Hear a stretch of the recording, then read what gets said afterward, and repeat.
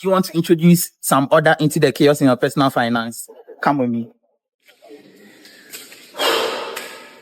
Okay, so what you need is accountability. What in business we call accounting, and this applies to your personal finance. You can also apply it to your business. First is to record transactions. A transaction simply is an exchange of value. When there is money that leaves you or comes to add to you, we say that a transaction has been made. So a transaction has to do with an exchange, where there is a receiving and a giving end. So either you give or you receive money. Okay.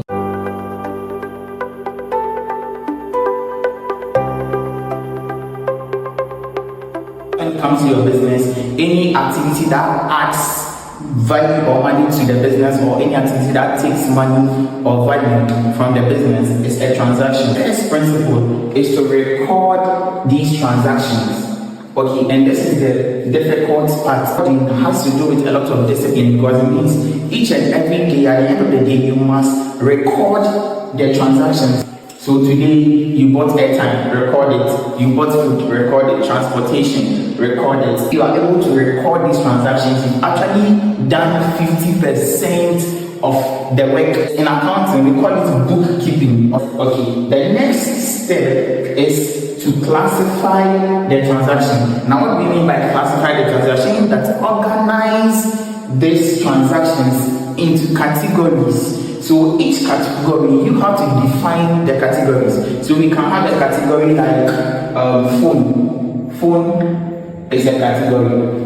What do I mean by phone? Phone, I'm talking about any expense that has to do with the phone. So airtime, data, buying phone accessories. I'll record all these as phone transactions. We can have a class like house or housing.